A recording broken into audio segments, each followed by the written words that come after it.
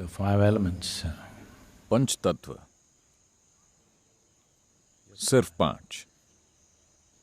अगर उन्हें इतना सारा खेल खेलना है, केवल एक या दो रूप नहीं, इन्होंने अरबों खरबों रूप लिए हैं।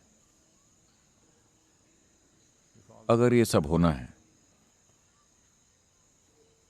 अगर ये दूसरे गुणों या संभावनाओं को ग्रहण नहीं करें, तो आप इन पांचों से इतने सारे रूप नहीं रच सकते। ये स्वभाव से ही ग्रहणशील हैं। जिस हवा को आप सांस में लेते हैं, जो भोजन आप खाते हैं, जो पानी आप पीते हैं,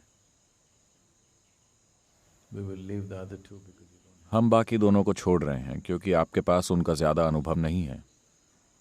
आज हम जानते हैं कि हम उन्हें प्रभावित कर सकते हैं, सिर्फ विचार, भावना, नियत या ऊर्जा से।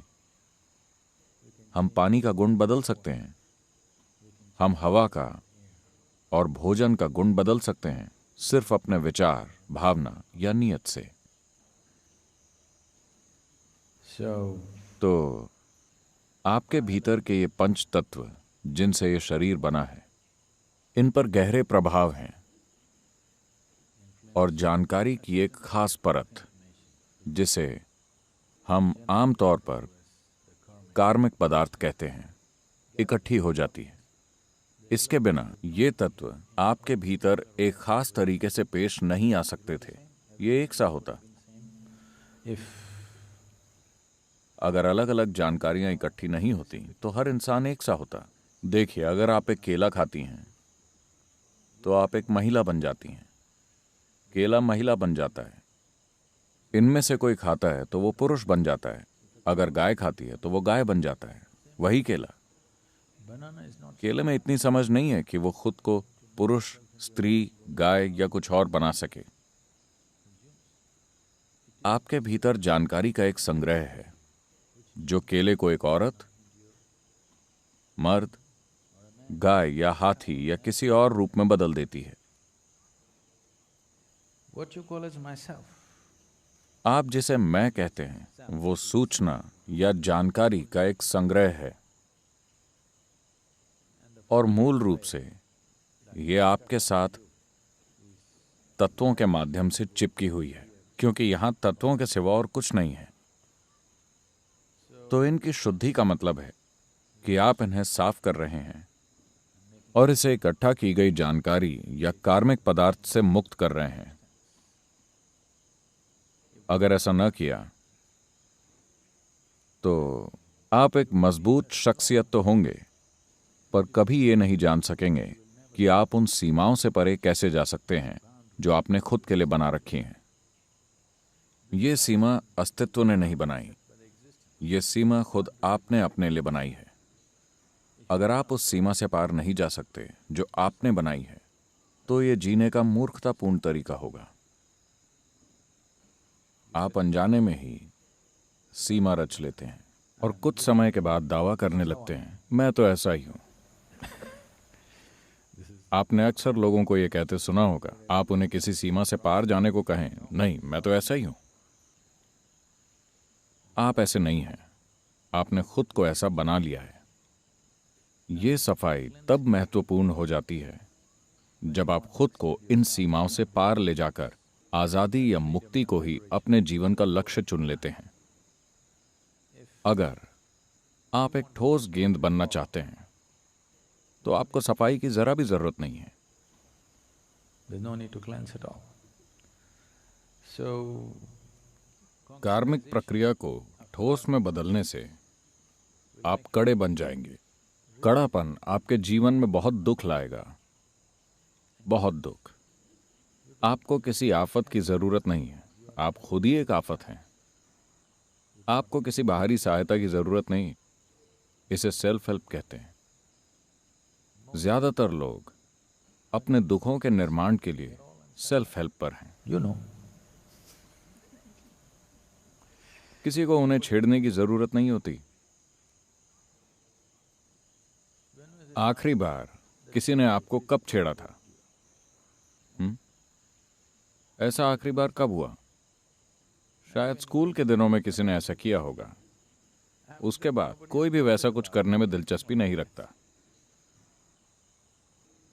आप में से तकरीबन सभी लोगों को कभी किसी ने खंजर या तलवार नहीं घुसाई। ज्यादा से ज्यादा किसी ने सुई या उंगली से छेड़ा होगा। Nothing more. लेकिन आप में से ज्यादातर लोगों को पिछले 10, 15 या 25 सालों में किसी ने सुई या उंगली से भी नहीं छेड़ा, क्योंकि हर किसी को आपसे डर लगता है। Who's तो कितना आप जितने दुख से होकर गुजरते हैं, अगर आप उसकी मात्रा देखें, गुस्सा, डर, नफरत, जलन, आप जिससे भी होकर गुजरते हैं, जो भी कष्ट झेलते हैं, बाहरी चीजों की वजह से कितना दुख हो रहा है और आपने खुद कितना दुख पैदा किया है। अगर आप गौर करें तो पता चलेगा कि बाहरी चीजों की वजह से पैदा दुख नाम मात्र भी नहीं है। नहीं, मेरी सास ने ऐसा कहा, मेरे बॉस ने ऐसा कहा, वो जो भी कह रहे हो, वो आपको चाकू तो नहीं घुसा रहे, कोई आपको शारीरिक कष्ट तो नहीं दे रहा ना, जब तक आप मिडिल ईस्ट में ना हो।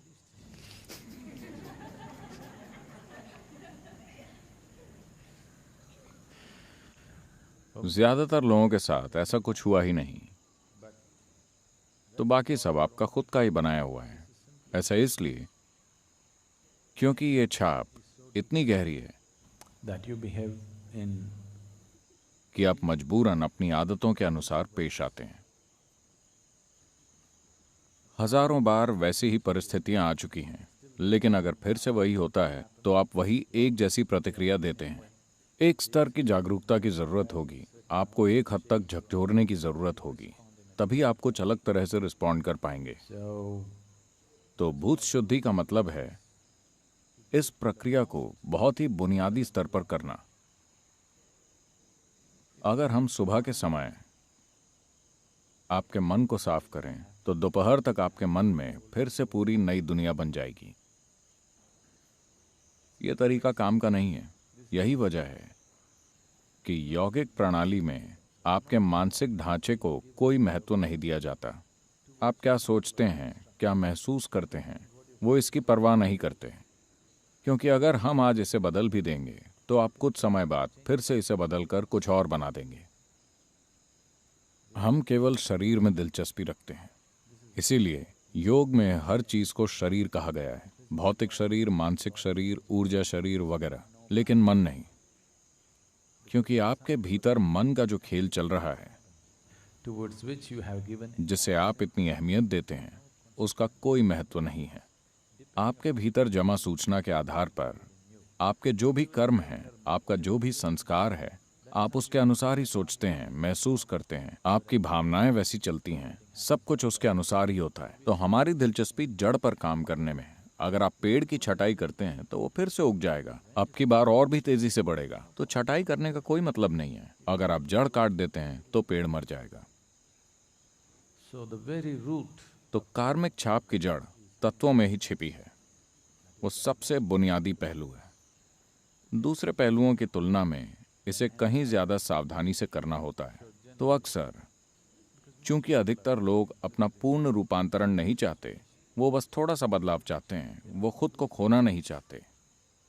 भूत शुद्धि मतलब आप खुद को खोना चाहते हैं, चाहे वो अच्छा, बुरा, सुंदर या बदसूरत जो भी है, आपको इससे फर्क नहीं पड़ता।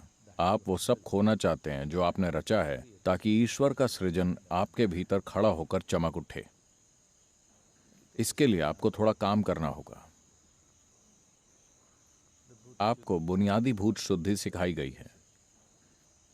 अगर आप भूत शुद्धि को गंभीर तौर पर करना चाहें तो आपका पूरा जीवन बस यही बन जाएगा। ये कोई ऐसी चीज नहीं होगी जिसे थोड़ा बहुत कर लें। तो अगर आप भूत शुद्धि का छोटा सा संस्करण भी करते हैं तो आप देखेंगे कि ये आपके जीवन में स्थायी बदलाव लाता है और वापस पुराने ढर्रे पर जाने की प्रवृत्ति नहीं रहती, जो कि महत्वपूर्ण है। वरना सब कुछ 3 दिन के लिए बदलता है और फिर पुराना ढर्रा वापस आ जाता है। कुछ समय बाद आपके साथ ऐसा नहीं होगा अगर आप अपनी साधना में भूत शुद्धि को भी शामिल कर लेते हैं। पंचभूत आराधना पंचभूत आराधना एक बिल्कुल अलग प्रक्रिया है। वो एक अनुष्ठान है। जो लोग साधना नहीं करना चाहते बस ऐसे लोगों को थोड़ा लाभ पहुंचाने के लिए। अनुष्ठान की ये एक सुंदरता है। अनुष्ठान की यही सीमा भी है। कोई दूसरा आपके लिए अनुष्ठान कर सकता है। आपको कोई साधना करने की जरूरत नहीं है, बस बैठकर उसका लाभ लीजिए। पर यदि वो ऐसा नहीं करते तो आपको उसका लाभ नहीं मिल सकता। मान लेते हैं कि हम पंचभूत आराधना नहीं करते, तब आपको वो नहीं मिल सकता। तो अनुष्ठान में ऐसा ही होता है। इसकी सुंदरता यही है कि जो लोग इसके बारे में कुछ नहीं जानते वो भी इसका लाभ पा सकते हैं।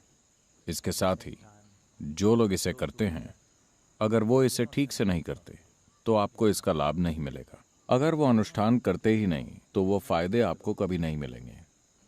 लेकिन अगर आप खुद भूत शुद्धि का अभ्यास करते हैं और इसे बनाए रखते हैं,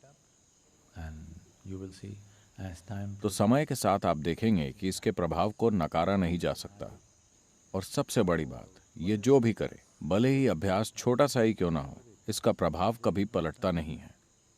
ये भूत शुद्धि का एक अहम पहलू है।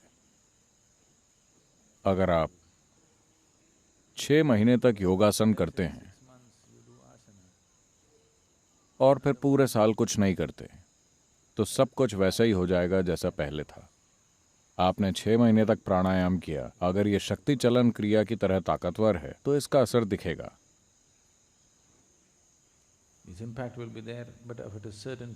लेकिन अगर आप इसे कुछ समय के लिए नहीं करते तो इसका असर जाने लगेगा। आप ध्यान करें, कुछ समय के लिए शून्य ध्यान करें। अगर आपने कुछ समय के लिए इसे नहीं किया तो इसका प्रभाव जाने लगेगा। लेकिन भूत शुद्धि की प्रकृति ऐसी नहीं है। अगर आप इसे करते हैं तो आपको कुछ भी होता हुआ नहीं दिखेगा, क्योंकि यह प्रक्रिया बहुत बुनियादी और धीमी है। पर चाहे जो भी हो, यह वापस नहीं जाएगा। यह आपके साथ रहेगा जब तक आपका शरीर रहेगा। यह साथ रहेगा, यह जाएगा नहीं, क्योंकि यह बहुत बुनियादी स्तर पर है। यही भूत शुद्धि का महत्व है।